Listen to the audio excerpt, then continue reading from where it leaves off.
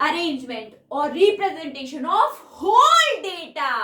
ठीक है, these slices are the categories and whole is pie chart. आपके course में पाई चार्ट कंस्ट्रक्ट नहीं करना है, मतलब आपको ड्रॉ नहीं करना है, गिवन होगा पाई चार्ट, उसको देख के आपको क्वेश्चंस आंसर करने हैं. चलिए देखते कैसे होगा क्वेश्चन.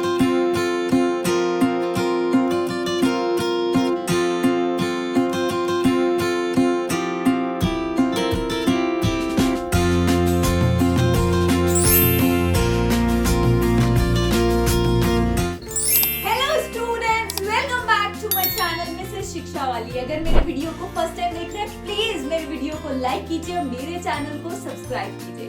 आज का हमारा टॉपिक है क्लास 5 डेटा हैंडलिंग पार्ट 3. तो आइए शुरू करते हैं हमारा आज का video. Now before I start with the topic today, कुछ मुझे आप लोगों से इंटरेस्टिंग बातें करनी है. क्या बातें करनी है मैम को? मैं आप लोगों से आपकी चॉइसेस, आपकी हॉबी, आपका एरिया ऑफ इंटरेस्ट पता करना चाहती हूँ. सपोज कीजिए मेरी पूरी जो क्लास है सारे बच्चों से मैंने उनकी चॉइसेस पूछी कि what are your hobbies, what do you like to do the most. उसके बाद मैंने कुछ ओवरव्यू, कुछ मैंने उसमें से आउटकम निकाला. ठीक है, सपोज कीजिए मेरी जो क्लास है उसमें से 45% of students are fond of gaming. उनकी हॉबी क्या है? गेमिंग. उनको कहीं ना कहीं गेमिंग के वीडियोस वॉच करना, गेमिंग करना बहुत पसंद है. ठीक है, तो मैं यहाँ पर लिखती जाती हूँ 45% आर फॉन्ड ऑफ गेमिंग. ठीक है, now 25% of my class is fond of drawing. They like to do drawing or creative art or anything. ठीक है, that sort of doing sketching or painting. ठीक है, 25% of my class is fond of drawing. Now 5% of my class is fond of music. 5% of my class is fond of music. They like to play musical instrument, they like to watch musical videos, they like to sing, they like to dance. ठीक है, 5% of my class is involved in those things. Now 10% of my class is involved in scientific experiments. मतलब they are of scientist types. ठीक है, they are involved in scientific experiments, they are involved in watching scientific video, they are involved in sci-fi things. ठीक है, now 10% of my class is involved with sci-fi. ठीक है, 15% of my class is dramatic. They like to participate in comedy, they like to watch comedy videos. They are dramatic type of personalities. So this is the categorization of my class कि मेरी class में से 45% gaming like करते हैं, 25% drawing, 5% music field से liking है, 10% scientific है and 15% dramatic है. आप जरा इस सबको ऐड करके देखिए. 10 20 0 2 आया, 4 5 6 7 8 9 10. 100% मेरी क्लास का कैटेगराइजेशन मैंने दे दिया. ठीक है, अब मैं आपसे कहूं रिप्रेजेंटिंग ग्राफिकली. आज हम क्या पढ़ेंगे? ऐसे ही पूरे होल डेटा, पूरे 100% डेटा को ग्राफिकली कैसे रिप्रेजेंट करेंगे वो हम करेंगे पाई चार्ट के through. What is this pie chart? Pie chart, Lotte choco pie खाया है किसी ने? कैसा होता है? सर्कुलर केक फॉर्म में होता है. ठीक है, पाई चार्ट को हम चपाती चार्ट भी कहते हैं. चपाती, चपाती इज रोटी. चपाती, चपाती कैसी होती है? Round, circular.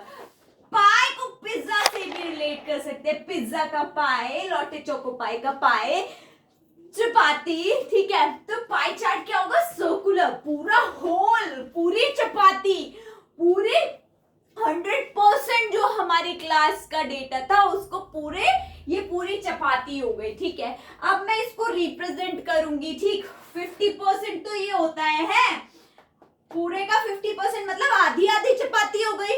अब 45% गेमिंग में इन्वॉल्व है, 45% गेमिंग हो गया, 5% म्यूजिक हो गया, 25% क्या होगा, दिस इज 25%, अब 10% एंड 15%, ये हो गया 15%, 10%। देखो मेरी क्लास का, पूरी क्लास का graphical representation through a pie chart. तो पाई चार्ट क्या होता है, अरेंजमेंट और रिप्रेजेंटेशन ऑफ होल डेटा, ठीक है।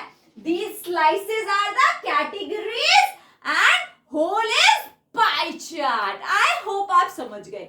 आपके कोर्स में पाई चार्ट कंस्ट्रक्ट नहीं करना है, मतलब आपको ड्रॉ नहीं करना है, गिवन होगा पाई चार्ट, उसको देख के आपको क्वेश्चंस आंसर करने हैं। चलिए देखते हैं कैसे होगा question. Now look at here at the board. The following data represent the liking of given number of students. कुछ number of students है, उनकी liking represent की गई है चपाती चार्ट के through. 15 students like cricket, 20 like TV, watching TV, and 12 like story, 9 like computer game, and 4 like football. ठीक है। Now you have to answer these questions. What fraction of total children play cricket? What fraction of total children watch TV? What is the most liked activity of children? What is total number of children? सबसे पहले तो आपको total number of children find out करना पड़ेगा। तो क्या है total number, 15 plus 20 plus 12 plus 9 plus 4। करो जरा सबको ऐड। 15 प्लस 2 वो 5 प्लस 2 7, 7 प्लस 9 कितना होगा 16, 16 प्लस 4 20 का 2 यहाँ आया, 2 2 4 5 6 60 चिल्ड्रन है टोटल, ठीक है। अब आपसे पहला क्वेश्चन किया गया है, what fraction of total children play cricket. Cricket कितने खेल रहे हैं 15, आपसे फ्रैक्शन पूछा है टोटल चिल्ड्रन का, तो बस 1/4 fraction of total children play cricket. कितना इजी है। What fraction of total children watch TV, TV कितने वॉच कर रहे हैं 20, और टोटल चिल्ड्रन कितने हैं 60, फ्रैक्शन आ गया 1/3। Which is the most liked activity of children? सबसे ज्यादा एक्टिविटी लाइकिंग क्या है, watching TV. What is the total number of children? आप फाइंड कर चुके हैं 60। बस सिंपल है। ऐसे ही और भी क्वेश्चंस आ सकते हैं जिसमें नंबर ऑफ चिल्ड्रन कुछ और दे रखा हो, डेटा कुछ और दे रखा हो, या फिर कुछ और इंफॉर्मेशन दी हो, ठीक है। आपको सपोज कीजिए मार्क्स की इंफॉर्मेशन दी गई होती कि इतने स्टूडेंट्स के इतने मार्क्स आए हैं इस सब्जेक्ट में, इंग्लिश में, फिर आपसे कहा जाता percentage of fraction of marks, fraction of students scoring this much marks, ठीक है। कोई भी इंफॉर्मेशन हो चपाती चार्ट में, आपको क्वेश्चंस इजीली आप आंसर कर लेंगे। आई होप आपको समझ में आ गया, बहुत ही इजी है। अब देखते हैं line graph. Now, line graph is very much similar to bar graph. क्या होता है बार ग्राफ में, क्या हो रहे थे, बार्स थे। मेरे पार्ट 2 में मैंने बार ग्राफ बहुत डिटेल में पढ़ाया है, please go and watch that, ठीक है। बार्स थे, एक्सिस थी, एक्स एक्सिस, वाई एक्सिस, और बार होते थे, इस पे कैटेगरी होती थी, इंफॉर्मेशन होती थी। सिमिलरली है लाइन ग्राफ। लाइन ग्राफ में क्या होता है, हम बार्स की जगह एक सिंपल लाइन से डेटा को रिप्रेजेंट करते हैं, ठीक है। एक्स एक्सिस होगी, वाई एक्सिस होगी, कैटेगरी होगी एक्स एक्सिस पे, इंफॉर्मेशन होगी वाई एक्सिस पे, ठीक है।